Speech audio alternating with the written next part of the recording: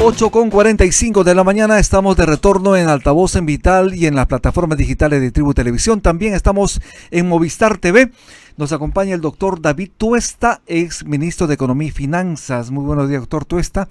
Bienvenido a Altavoz en Vital. ¿Cómo está usted? Buen día, ¿Cómo está? Muy buenos días, encantado. Uno de los temas claves en estos días de mucho debate es precisamente el incremento de remuneración de la presidenta Dina Boluarte. Desde su punto de vista, como ex ministro de Economía y Finanzas, ¿cómo toma esta medida del Ejecutivo? Muy mal, la verdad, ¿no? Porque, a ver, primero, la discusión en realidad no está en si el sueldo de un presidente, no pongámosles nombre quien está gobernando ahora, debe ser más, menos. O sea, puede haber discusión, puede haber un argumento de que quizás por escala salarial el máximo cargo en el país debiera tener un sueldo mayor al que tiene ahora. Perfecto. Pero la forma en que ha sido impulsado, el momento en que está impulsado, el hecho de que se haya puesto a todo un gabinete detrás para salir a explicarlo, todas las señales pintan a que no es una discusión sobre el sueldo que debiera tener el presidente, no sobre el sueldo de la presidenta. Claro, con nombre propio, ¿no? Con nombre propio, ¿no? Ese es el problema de fondo, en primer lugar. Segundo, es lamentable también que se haya puesto al Ministerio de Economía y Finanzas a dar una explicación técnica, vamos a decir entre comillas, de lo que es el sueldo de un presidente, cuando es evidente que la discusión es el sueldo de la señora Boluarte. Exacto.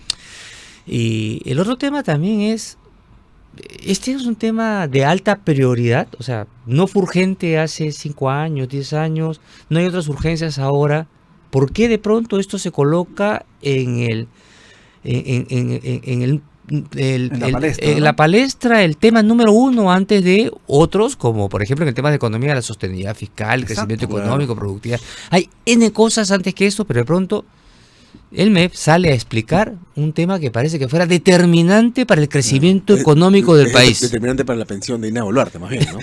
Ese es el tema. Y ya hay un tema ya que genera algún tipo de reflexión, yo creo, para todos es, sabiendo que para el común de los peruanos, incluso tratando de quitarse el hecho de que, vamos, del gobierno que estamos teniendo ahora por parte de la presidenta, no haya nadie dentro de ese gabinete que le haya dicho, presidente, eso está mal. Claro. Presidenta, no lo haga, presidenta, esto no es prioritario para el país, claro. Le hace daño al país, le hace daño a usted, ¿no? A su mermada imagen, ¿no? Nadie le ha dicho nada, entonces ahí entramos ya a una pregunta en si tenemos servidores públicos o hay servilismo, ¿no? Exacto. Doctor, usted habló sobre algo importante, la sostenibilidad fiscal.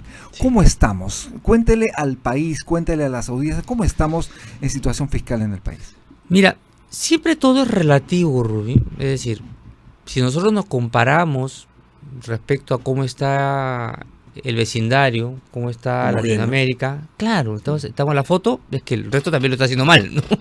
Entonces, nuestro nivel de endeudamiento, a pesar de que tenemos 10 puntos del PBI de más deuda respecto a lo que teníamos el año 2019, prepandemia, pues el nivel que tenemos de 32, 33% es el más bajo de la región. Todavía sigue siendo más bajo de la región. Cuando vemos el déficit fiscal, que es el flujo, ¿no? Es decir, el déficit que tienes año a año, estamos en niveles de 3.6, 3.7, pero va a ir bajando. Supuestamente cerraremos el año en 2.7, 2.5, por ahí. Y si te comparas, por ejemplo, con Colombia, con Chile, con México, ok, estamos relativamente bien. El tema está en la exigencia propia que tenemos como país, con las metas con las que nos hemos planteado, con si esto es suficiente para seguir creciendo, si este nivel de endeudamiento ayuda al crecimiento económico futuro, qué tan desviados estamos respecto a la meta, y ahí es donde nos encontramos con problemas. Es más, no solamente el problema no es la foto, sino la película, es decir, exacto, qué consecuencias se pueden producir como consecuencia de decisiones antitécnicas como, por ejemplo, el Foncomún, el famoso tema del Foncomún, como señalas, ¿no? Que eso abre una compuerta enorme, ¿no? Para de financiamiento a futuro y a una exigencia mayor de los gobiernos subnacionales. Lo que estamos hablando precisamente es ampliarle el impuesto, ¿cómo se llama? Impuesto impuesto de promoción municipal. Correcto, ¿no? Para que la audiencia lo tenga claro, del 18% que pagamos, hasta antes de esta ley, el 2 puntos de ese 18% iba a los gobiernos municipales. Exacto. Ahora se ha elevado se mantiene el 18, pero se ha cambiado la composición. Se está pasando gradualmente en 3 años a 4 puntos para los municipios y el gobierno central queda en esa composición en 14, ¿no? Y además, ¿en qué condición? Porque como sabemos perfectamente, los gobiernos municipales devuelven el dinero porque no saben utilizar los recursos que el Estado le entrega para que realicen obras. En ese sentido, obviamente no hacen un trabajo de calidad, no son eficientes, no son eficaces y además tienen las uñas largas. Exactamente, o sea, el problema del Foncomún, claro, uno al haber hecho la explicación, uno diría, oye, pero el tema quedó en 18%, no se ha bajado, Claro. no se ha financiado, ¿dónde es el problema? El problema está en que, primero, el gobierno central contaba con 14 puntos, bueno, con 16 puntos de los 18. Con esos 16 puntos del IGB te financiaba, pues... Obra pública, ¿no? Obra pública, gasto corriente, una serie de gastos que tenía que desarrollar. Entonces ahora de pronto le dices, no, vas a empezar a pasarle dinero al otro lado. Entonces yo tengo funciones, el gobierno central tiene funciones como tal que cumplir. Entonces va a tener necesariamente que endeudarse Ujú. poco a poco o buscar la forma de O aumentar financiar. impuestos. Correcto, ¿cómo financia esa parte? El gobierno, los gobiernos nacionales, como bien señalas, pues tenían dinero para ejecutar, porque no ejecutan parte de su dinero. A lo sumo 60%, ¿no? Exactamente. Entonces ahora le vas a dar más plata a ellos. ¿Qué van a hacer con esa plata? ¿No? ¿Para qué quieren esa plata? Si uno dice si Exacto. Lo que pasa es que los gobiernos nacionales tienen problemas en completar y desarrollar las obras, ¿no? Entonces para ellos es muy fácil hacer el primer pago.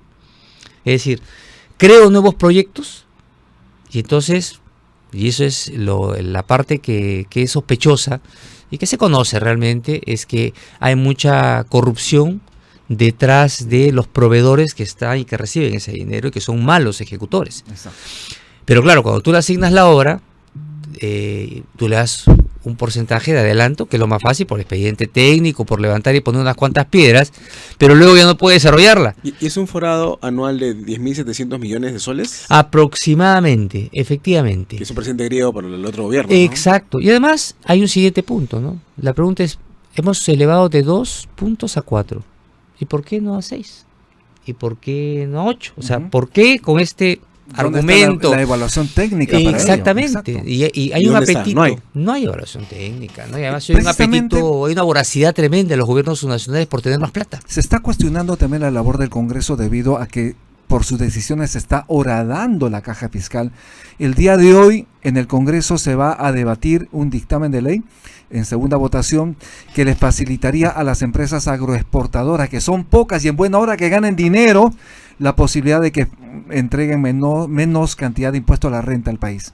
Se está reduciendo de 30 a 15%. ¿Cuál es su visión respecto a estos beneficios al sector agroexportador que se quiere nuevamente aprobar en el Congreso y que tiene esta denominación de la ley Klimper 2? Así es. Yo creo que hay un error respecto a cuál es el tipo de incentivos, o mejor, no, la palabra no es incentivos, cuál es el tipo de apoyo que el sector privado requiere del Estado. Porque evidentemente el Estado tiene que ser un socio del sector privado, de todo el sector privado, no solamente de un De sectores, sector ¿no? en particular, ¿no? Entonces, ¿qué requeriría, creo yo honestamente, un sector agroexportador? ¿Qué deberíamos hacer para potenciarlo realmente? Mejorar la infraestructura, Carreteras, ¿no? mejorar la parte logística, asegurar o sea, buscar la mejor forma de tener mayor seguridad, Ujú. ¿no? Esos son los temas, dar una mejor marco en las reglas de juego, normativa, legalidad. Eso es una mirada realmente a largo plazo, ¿no?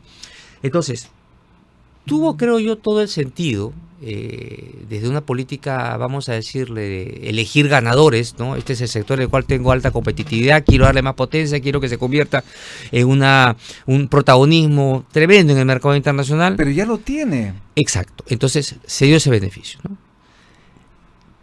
Pero las buenas prácticas, ¿no?, de lo que significa los incentivos tributarios, su principal característica es la temporalidad.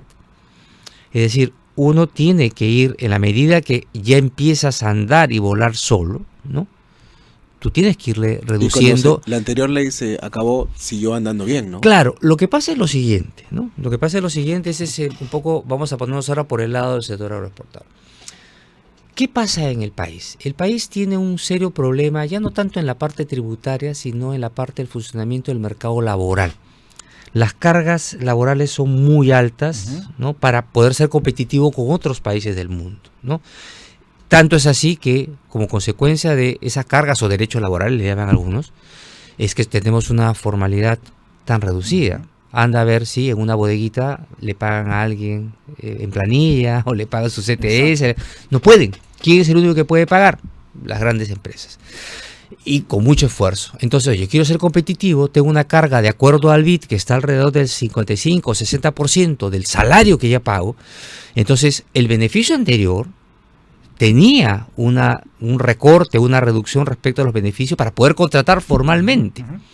Entonces, eso cambió el año 2019, si no me equivoco, ¿no? Entonces ahora enfrentan más cargas. Entonces, dado ante la imposibilidad de que puedan hacer esa reducción, y además la incorporación de ese factor o bono adicional que se paga, el famoso beta, entonces sí le has impuesto una carga mayor con el beneficio anterior.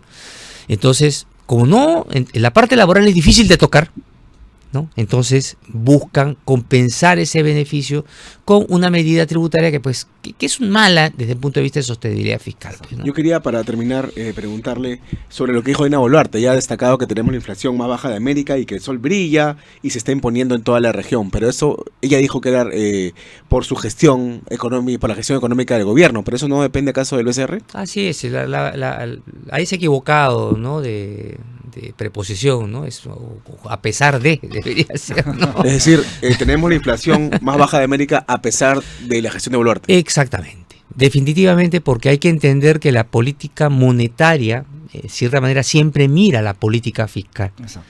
Y si tienes una política fiscal más bien que está haciendo, o se va haciendo insostenible, más bien complica la gestión de la política monetaria de control de la inflación.